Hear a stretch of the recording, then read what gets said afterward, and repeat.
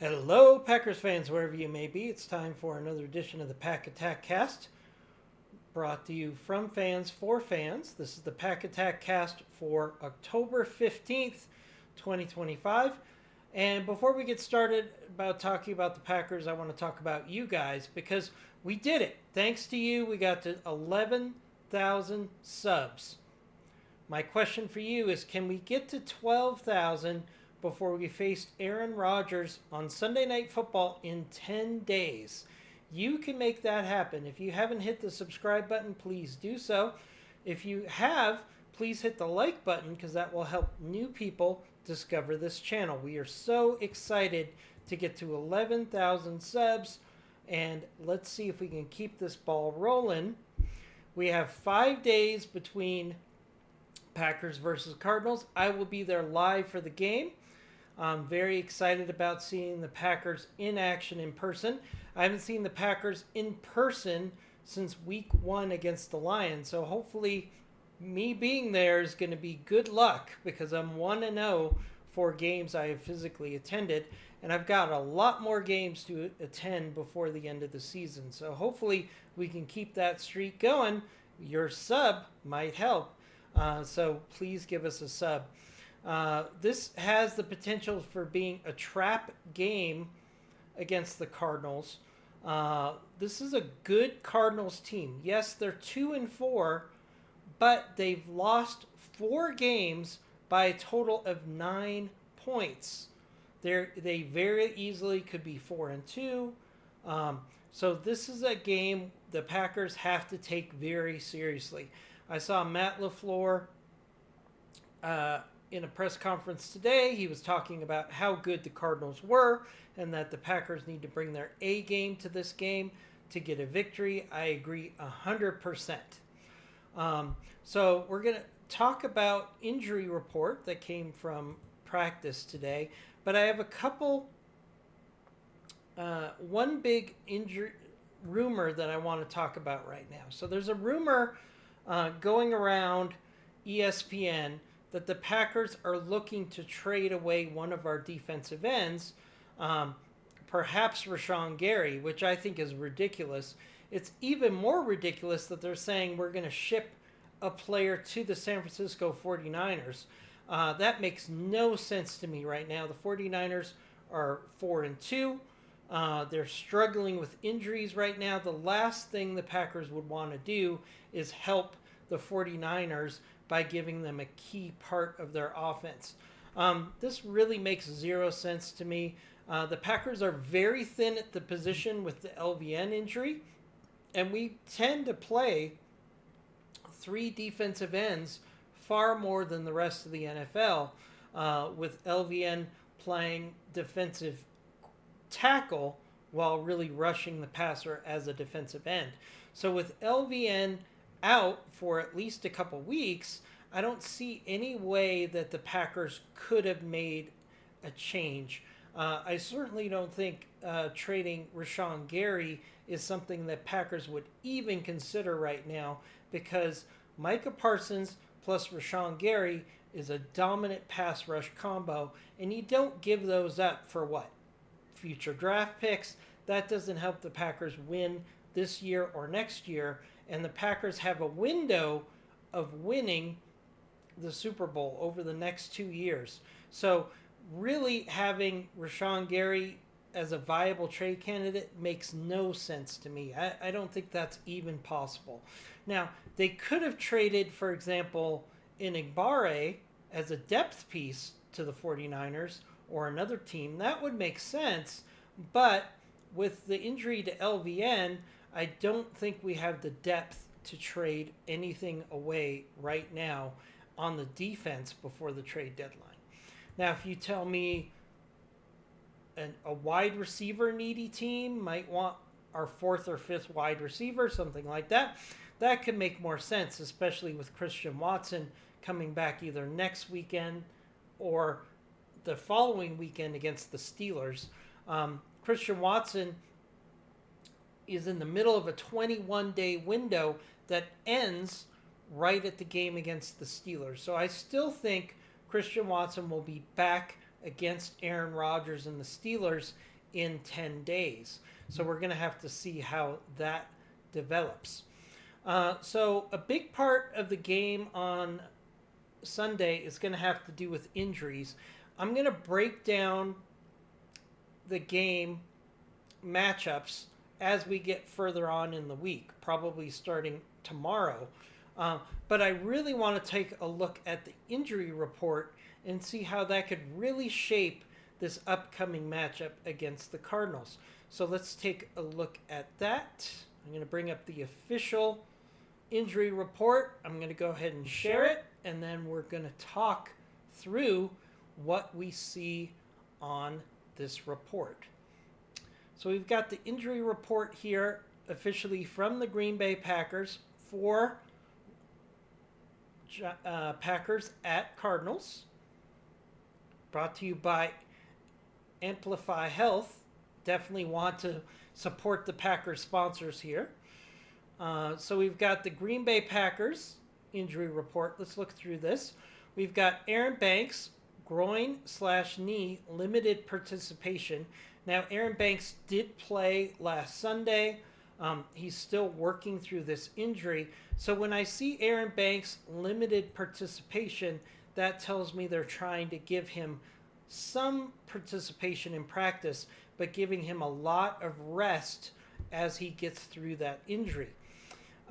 Very important here, Anthony Belton is limited participation with an ankle injury. That's huge news for us because offensive line depth has been a real problem the last couple of games.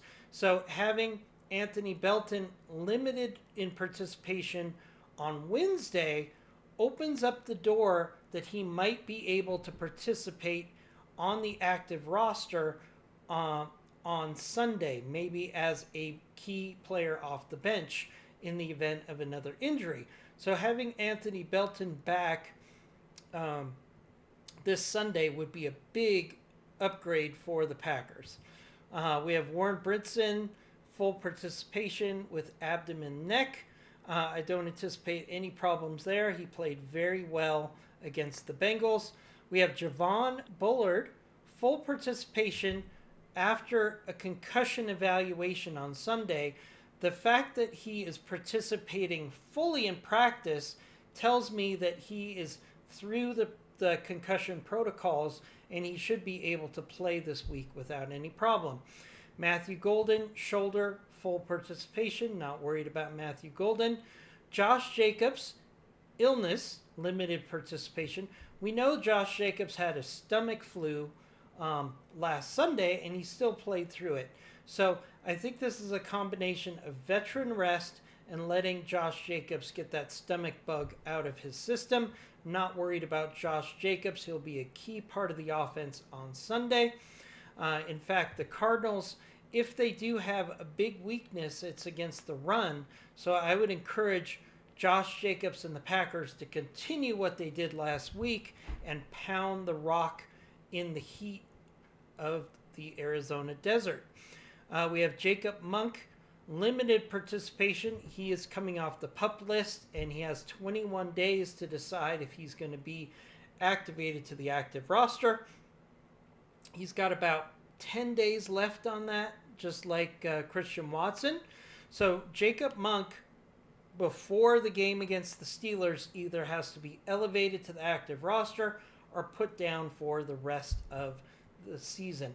I mean, put down on the injured reserve, not put down literally like a horse or something like that. I should probably qualify that. Putting him down definitely is a reference to going on IR. Jordan Morgan, knee injury, limited participation. He will be fine. In fact, he's turning more and more into being our right guard versus being a backup. So I expect Jordan Morgan to be in this game.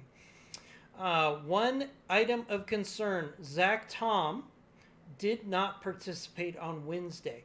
Now, Zach Tom came out of the game on Sunday, and he said he was in so much pain that he blacked out against the Bengals.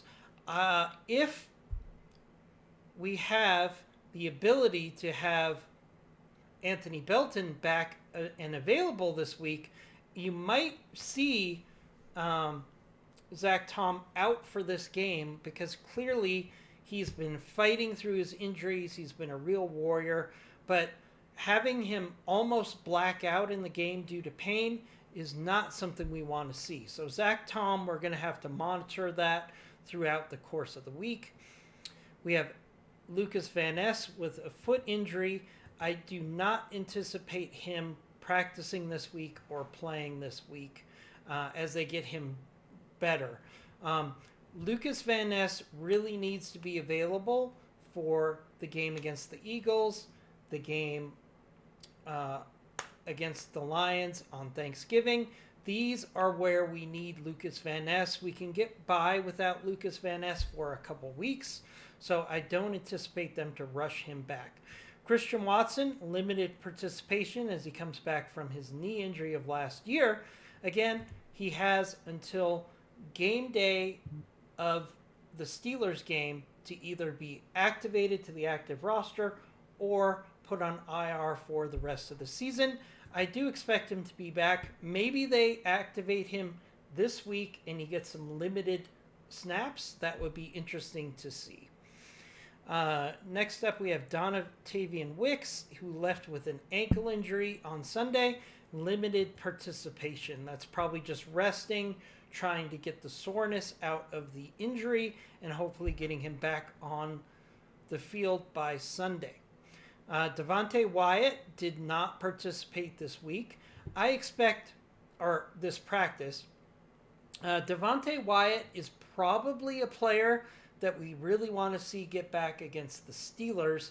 I think we can go another week without Devontae Wyatt because the Cardinals have a limited rushing attack right now. So I think the Packers can manage the rushing attack for the Cardinals without Devontae Wyatt, especially if they get a big lead going into the second half of that game. Now let's take a look at the Cardinals. This is very important. The Cardinals have a lot of injuries, and that's a big part of why they've struggled the last couple weeks. So let's talk about this. Offensive lineman Kevin Beechin had a rest day, so he should be fine for Sunday. Keaton Crawford had an ankle injury, limited participation. Kaim Davis-Gaither, linebacker, had a foot injury, limited participation. Emarco DiMarcado, running back, had an ankle injury, did not participate. This is really big. Emari DiMarcado is the running back who actually fumbled the ball before he went into the end zone against the Titans and caused them to lose that game. So an ankle injury here is big because the Cardinals are already very thin at running back, and DiMarcado is a very explosive running back, as you saw in that game against the Titans, where he had that 70-yard run and then he fumbled right before he got to the end zone. So this is a player that not being in the game could definitely benefit the Packers this week. Darren Hall, cornerback with a quadricep injury, limited participation. We'll have to see how that goes later on into the week. Marvin Harrison Jr., limited participation with a concussion. This is really big news for the Packers because if Marvin Harrison is out, he is really their big play threat as a wide receiver. So if he's out of this game, it really is a big problem for the Cardinals. Also, another wide receiver, Zay Jones, with a knee injury, did not participate. That does not sound good for him. So those are two key wide receivers that could possibly be out of this game. Zonovan Knight with a knee injury, limited participation. Kyler Murray is out with a foot injury, limited participation. Now, Kyler Murray could be held out of this game because the Cardinals have a lot invested in him, and with a foot injury, they don't want to see him out for the whole year. So we'll have to see if Kyler Murray can be back in the lineup against the Packers. We have Bilal Nichols, defensive line, rest, full participation. Walter Nolan, calf, defensive lineman, limited participation. Um, Again, another defensive lineman, Darius Robinson, limited to participation. We have Dradron Taylor DeMemerson. Sorry, I'm butchering that name. That is not a Dadrayon Taylor Demerson. That is a hard name to pronounce. Sorry about that, Dadaron. Ankle, limited participation. And Michael Wilson, foot, limited participation. So if you look at these injuries, I would argue the Cardinals are in the worst spot right now. The Packers have some key injuries, but I think with a couple days they can get most of these players back on their feet.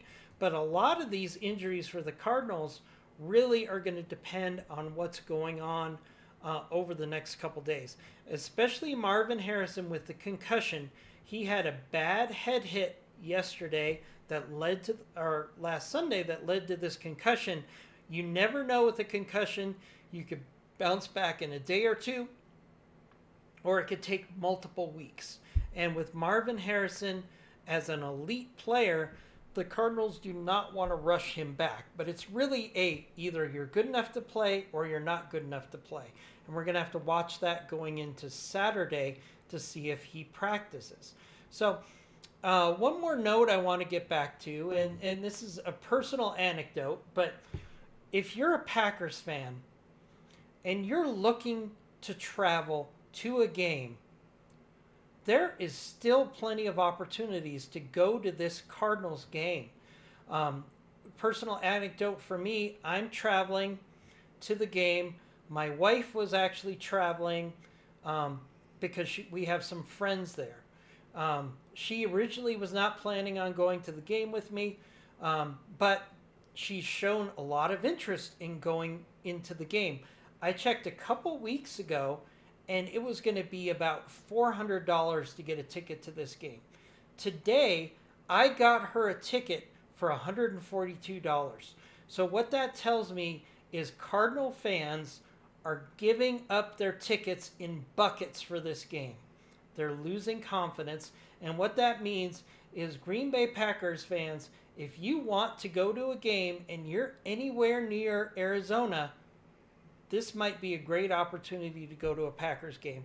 Go there, support your team. You can get tickets at a very cheap price. My wife's ticket is $100 cheaper than the ticket that I bought when the schedule came out. So there's definitely an opportunity if you're looking to go to a Green Bay Packer game. Arizona is actually a great location to travel to. The weather's going to be nice. There's plenty of opportunities to travel there via Southwest, which is what I'm doing. There's lots of flights to Phoenix. So if you have any interest in going on a last-minute trip, I encourage you to go to this game against the Cardinals. We'll be back tomorrow to talk about key matchups. We'll hopefully have some additional injury news for you, but we want to start breaking down this matchup against the Cardinals, and we'll be back to do that tomorrow. See you then. As always, go Pack Go!